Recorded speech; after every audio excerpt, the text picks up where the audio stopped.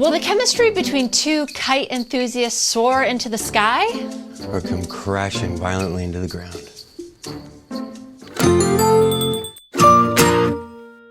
Hi everyone, and welcome back to the channel, or welcome to the channel if you're new here. Please don't forget to like, share, subscribe, and click the little bell for notifications if you're enjoying the content. We try to upload once or twice a week, so please keep coming back. So today we are reviewing High Flying Romance. So this was actually released in 2021 according to IMDb. Yeah. And it was actually called Kite Festival of Love. So... Okay, I mean, they're both terrible names. But you know, that kite one is definitely fitting. Well, it was all over this. High-flying romance, I guess, works. Kites sort of go high. I definitely could have been hired on this entire movie. Well, it was new. I'll give it that. Okay, yeah. You know, it's a I'll new give it angle. that. So what's this one about? So, Gavin McQueen, which is a very strong name. As soon as I saw it come up or they said that, I was like, Gavin McQueen, what are you doing?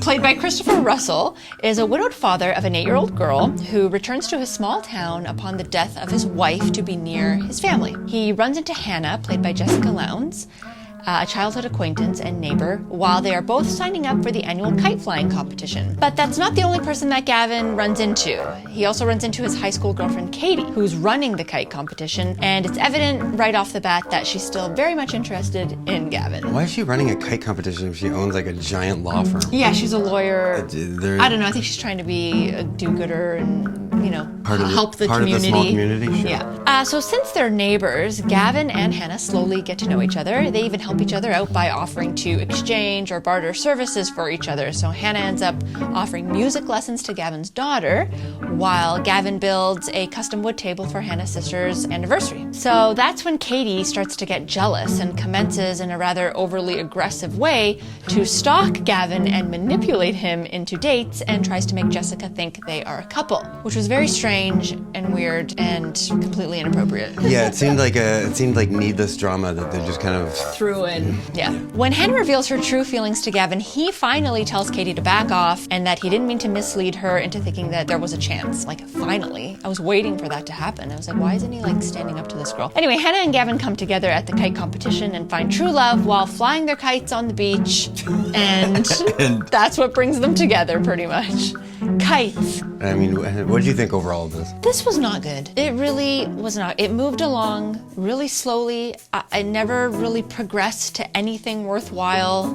No, yeah, this was bottom of the barrel sort of bad. It was very bad. I mean, it's very obvious that they kind of stuck. They're two hottest actors who kind of aren't really known for emoting or anything. Definitely not emoting. I was kind of hoping that one of them might save it. Definitely Two not. boring hot people might somehow spice it up. So the only thing that can help a lackluster story and lackluster pacing would be good writing and performances, and unfortunately that was just severely lacking here too. in both categories. And just the incessant references to kites was getting really dry and boring. I don't know. Yeah, but it feels like if they were going so far with this kite theme, I wanted to learn more about kites. The history of kites. You know, they touched on this cool tetrahedral kite at one point that was kind of like all these pyramid shapes. And they showed it like once at the end, but they go through this whole thing with Christopher Russell's dad character, who was like a master kite maker, and he's like in the garage most of the friggin' movie, and then he comes out with this like kite that's like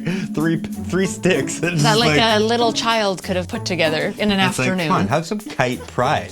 You know what? I just don't care enough about kites to have been invested. I feel like I could have cared. They could have made me care about the kites, and maybe that's all they had to write into the story a little. I was not invested at all. So let's talk about performances. So both leads were just average here. I think Jessica's acting is very one-dimensional. She's more often than not coming off as lacking any kind of depth. There's nothing really there. Just a pretty face. I feel that. I mean, she's definitely a pretty face. And actually, I will give her this. And she was singing in the movie, and she's got a good voice. Yes, that is true. There's that. And it's kind of weird because when she was singing, I was like, oh yeah, it was cheesy, but I believed it. When almost every line in this movie, it sounded like she was reading. But like she was reading. Yeah, there was no depth. There was no emotion. Even between the two of them, because Christopher Russell is kind of guilty of that too. In other movies we've seen him, he's a little slower, I suppose. I think any Any other Hallmark actress would have done a lot more with this role. I just don't believe Jessica comes across as the average girl next door. She's too glamorous. I believe her as kind of like a sexy villain or something along those lines. I don't believe her as like a lost kind of. Yeah, I get it. It's kind of mean to pigeonhole her like that, but it does come across like that. And quite honestly, it's like it was more likely that her character like killed some people and was hiding from somebody. Like I would have believed that. Yeah, Christopher is also pretty one-dimensional here, but I have seen him better. I've definitely seen Christopher Russell better, and I kind of hoped he was going to be the one to pull this out. To save it, yeah. But it almost seemed like Jessica's bad acting kind of made him even worse. It's really hard when the other actor that you're working with isn't giving you anything to work off of, right? No, I mean, there were a couple scenes where it literally sounded like two robots reading lines off each other's face. No emotion. It's unfortunate. And one thing I noticed about Christopher Russell, why do they always just throw a kid at him? He's always like this dad character. Yeah, like, always a single dad. Yeah, which, it's pretty easy to play the single dad character, but like his only redeeming quality in most movies is that he has a kid following him around. He looks great, but there's nothing much else there. We got an ab shot. We always do with Christopher Russell. I mean, the one where he was overweight and then got fit, we were waiting for that ab shot the whole movie, and they didn't even really give us in that movie that was about his body. I know. Yeah, in this one, for one scene, he's like going kite surfing. He was just in the house changing his shirt. Okay, yeah. Behind. And nobody even saw it on camera. He did it behind her, just as like a. Just for us. That was an extra. I guess that's just for the camera. But so you know what? All we have here are two hot kite nerds. Boring. Two hot kite nerds that don't know dick about kites. Yeah. I do have to say, the little daughter. She was great. Parker. She was actually, she was probably one of the better actresses in the movie. She had. They gave her all the big lines. The best lines, yeah. She was the most articulate out of anyone on there. Absolutely, and she was, she was hamming it up a little bit. What is she, like 9? Like. She was great though. She wasn't sickeningly annoying for like a kid. But yeah, the two leads, I didn't think they had any chemistry. I was not feeling it at all. You have two incredibly attractive people and just no spark. They were just both very dull. Yeah. I wasn't slightly charmed. Just two animals of twine. Pretty much. So writer and director. So this was written and directed by Christy Will Wolfe. So she's a Hallmark heavy hitter. I know. When you look this up, I was like, initially, I was like, oh my god, I was surprised because the writing in this actually seemed exceptionally bad. Yes.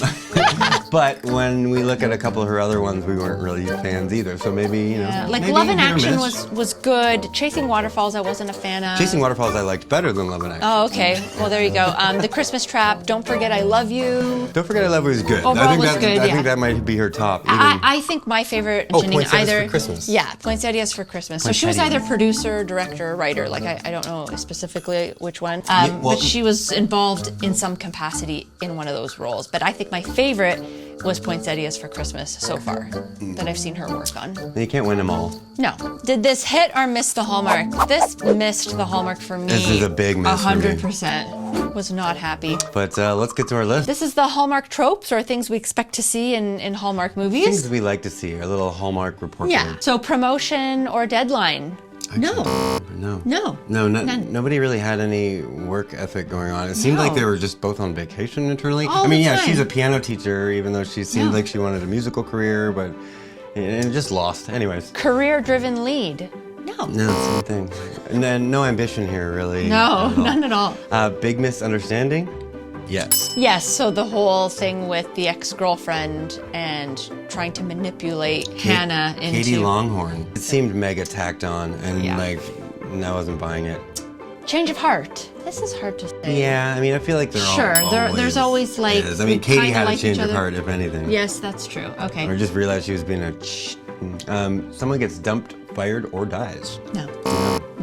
I do have to mention the dead wife / mom character of Christopher Russell's character and the kid. It's like they went to great lengths to not mention her. They didn't say her name, they didn't say anything about her. They almost even, like, at one point, I think they just mentioned her as, like, the kid's friend. She's like, oh, I wrote this for my friend who I miss. And it's like, is that about your mom? Yeah, that was strange. Like, they really, like, avoided that. Yeah, that was weird. Second romance subplot. No. Maybe a love for kites? Oh, man. I mean, I would rather go fly a kite than watch this movie. Yes, that is true. A proposal or wedding? No, nothing. This one didn't even have any of the tropes. Like, none. Yeah. Travel issues? No. My goodness.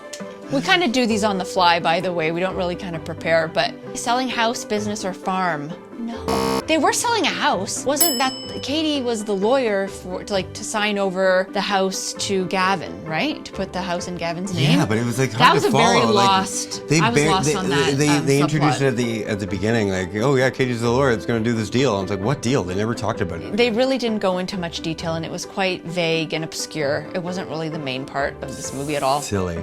Big city to small town transition. I think we're in a small town for the majority of the time. The entire time. The entire time. I don't think yeah. we even leave like the little cove they're in. No. It's like Kite Cove. It's Kite like, Cove. yeah. They live on the Once you beach. get a spot on Kite Cove, you don't wind up your string. The almost kiss. Yes, right? Yeah, I mean, When they're in that little like. in the silly hat store. That's or it. Whatever. That's not Yeah, a what store. it was. It was like dude. a storage unit or It was- something. It was something to weird. try to inject some comedy into it. Oh It my was god. just By that so point, I was just deadpan. like, when is this thing Deadpan. wrapping up? I was just not happy. That's true. Wind it up. Wind it up. Oh my god, all these kite innuendos. Kite puns. Kite puns? Mad dash to the airport, let's go get her. No. No, he just shows up at the kite competition with a table, I guess. I think this is probably the worst one to date for me. I mean, Yeah. maybe if I go back and I mean, try and think of some other ones that we saw, We, but this we one do was like really bad bad. ones. It's just, and you know, sometimes they have to be a one-sided bad one. I've seen Jessica Lowndes in a few other bad ones where she's maybe a little better, but still kind of bad. But I liked her in December Bride. I know. I kind of watched that a few times, and I liked that was one. also She was pretty good in that bad. one.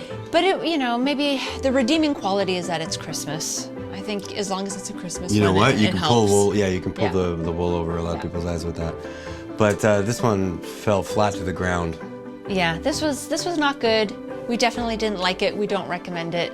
Let us know what you thought. We rarely don't recommend them. But That's true. please let us know what you thought. Let us know what you thought. Did you have a chance to see it? If so, did you like it? I mean, we try and always like say something positive about it. In this case, the daughter, the dog was good. Yeah. But for the most part, this was a really hard miss Yeah, for us. big miss. Yeah. But please come back. Don't forget to like and subscribe. Yeah, and leave some comments and engage with us. We really appreciate all the help. And thank you so much, guys. We'll see you again. Bye.